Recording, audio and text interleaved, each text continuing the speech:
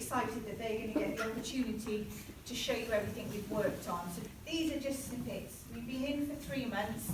We've done lots of different things, and we've tried to collate them together to show as many things as we can today. So some of you will be given questions, and we're asking you to interact. So who's got question 1? What is pollination? So what is pollination? So Lily, very kindly, is going to answer that question for us, aren't you, Lily? Pollination is where bees get pollen and then they fly around on flowers and then it sprinkles off their hairs and goes onto other plants. And this is what they pollinate for us. Who would have question 2?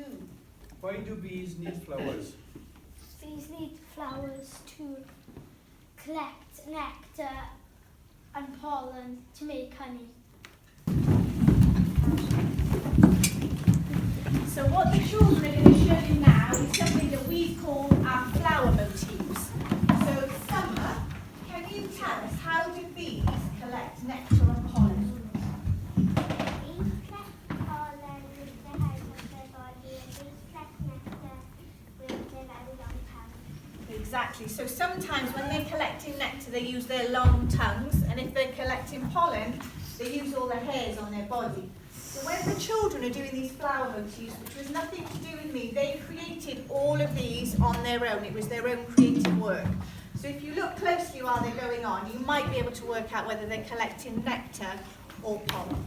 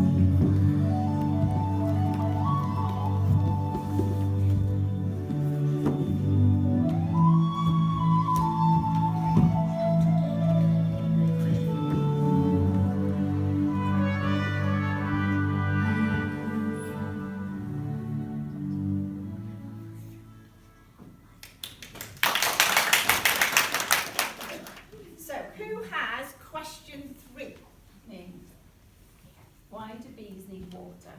Bees need water because in the hive they need to cool the egg down and the hive down.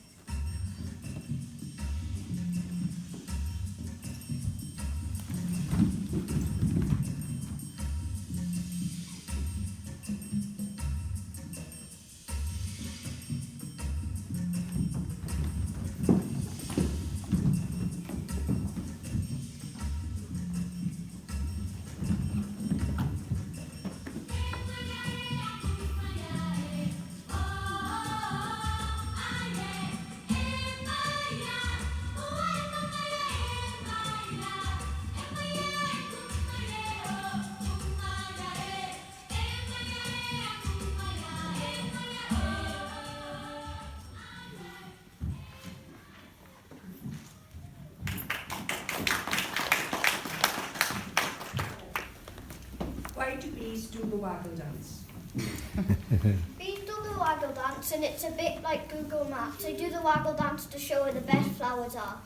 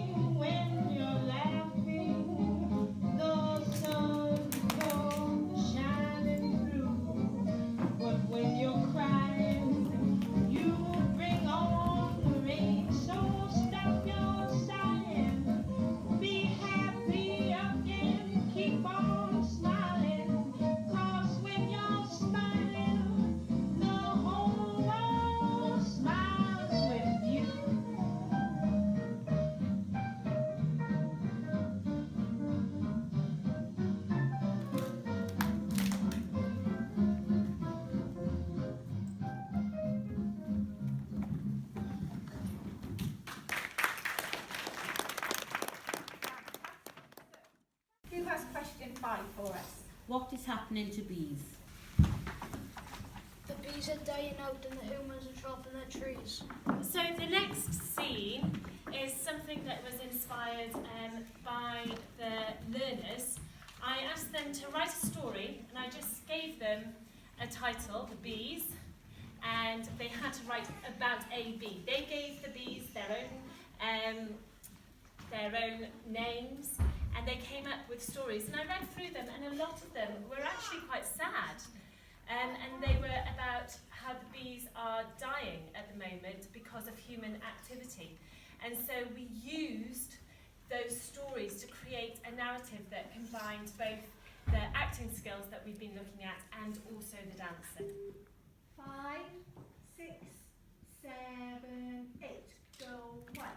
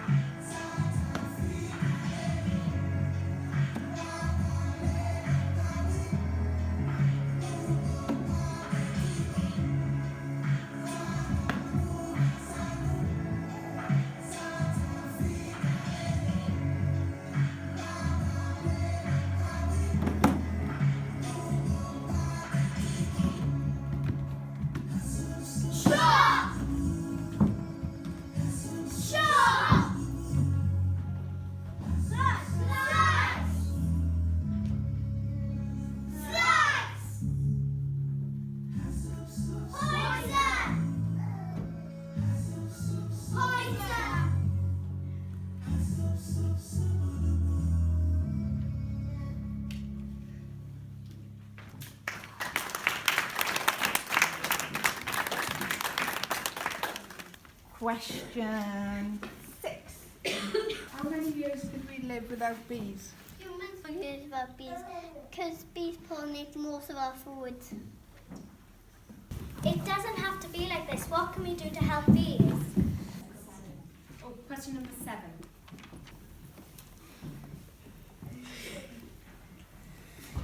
The way we can help bees is by making bee hotels, plant wildflowers, and stop putting pesticides. You're welcome. You might be able to see here there's an empty bowl. So Laura, that bowl will be empty, won't it? If we don't look after our bees, those beautiful fruit and veg that we saw, there won't be anyone to pollinate them and we simply won't have them anymore. What used to be here before there was our school? Lexi. A forest. And what did forests hold? Bees. They gave bees a home. So we've got rid of our forest here and we've put a school here because we do need to be educated, don't we? But what can we do to give the bees a home again? And what have you been doing with Miss Edwards and organising? Lily. We've organised two hives for our school, and we've also made bee hotels, but bugs can sleep in them as well. Excellent. So we're giving bees a home again on these grounds. Now, as well, we've got not just where the building is, but also pockets where there isn't any grass anymore, where we've poured tarmac or concrete so we can park our cars, so we can walk someplace without getting our boots muddy, for us to play somewhere. Now, what is that called when we pour something over grass or land?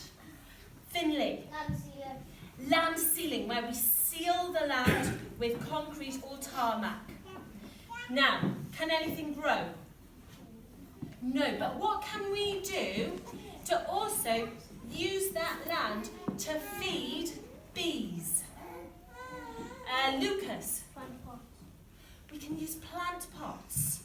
So we can line the edge of paths, the edge of car parks with plant pots planted with wild flowers. So the bees, they not just have a new home, they also have food in the school grounds. Now, our final thing, you're going to plant a lot of new seeds, aren't you, and flowers. But what must we make sure we don't do? Well, put pesticides on them, because there's no point trying to feed the bees and then poisoning their food, is there? So you've been working really hard to make this school once more a home and a haven for bees. Well done. Lucas, did you want to add anything there? No. Okay. Well done. Out in the garden you will see the oh so busy bumblebee. It never stops to take a rest. It wears an oh so hairy vest. But now in summer open wide, the bee dives oh so deep inside. It gathers nectar all day long and hums an oh so buzzy song. While you walk from your garden seat, the bee makes honey oh so sweet. Then off it zigzags in her tail, with an oh so busy buzzy wings.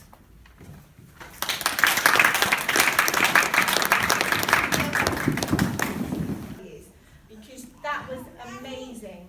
That was amazing. Just to remember that amount of material, I hope you can realise, is a feat in itself, not alone all the other skills they've learned along the way. So I think you should give yourself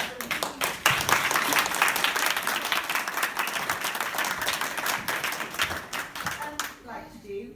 In our basket we have seeds. Now that empty basket, we actually want you to fill that basket with fruit and vegetables again. So maybe if you can find somewhere in your garden, or whether you've got pots, or maybe in a neighbour's garden where we can plant these seeds, the children can watch them grow over the next couple of months, and hopefully will even see the bees come in and know that they've been true bee ambassadors. So we can have a little talk to finish, and then I think, if you're up for it, we might teach you some of our values. Well, incredible.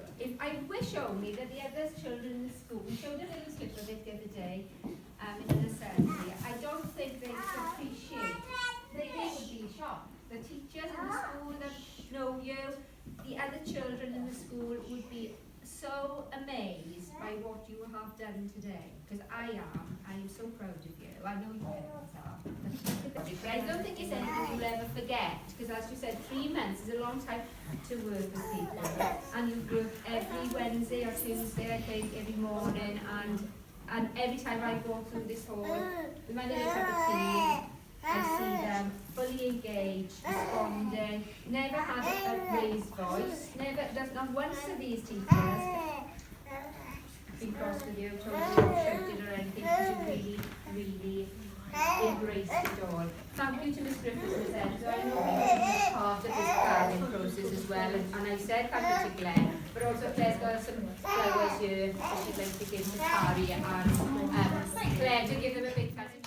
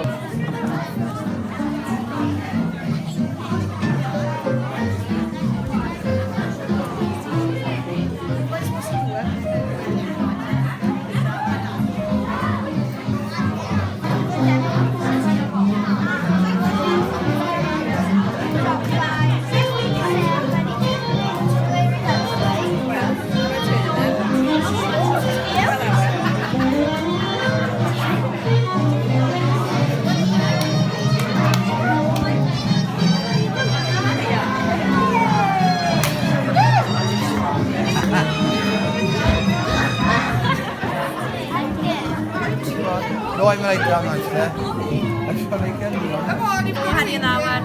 Yeah! What do you think? Do you like honey? I haven't got any on mine, I don't like honey. You don't like honey? No. What's the matter with you, man? I don't know, I can't. The kids done well, didn't they? They did great, didn't they? They did do well. Did you enjoy it? Yeah, they could, fair play. They done really well. We hope that they will go on and save the world. Literally. What? No, thank you, but okay. You've learned 3 things today. I didn't know that bees do all over the fruit. So I've learned something by coming here today. And I've learned the waggle dance. They made me get up and learn the waggle dance.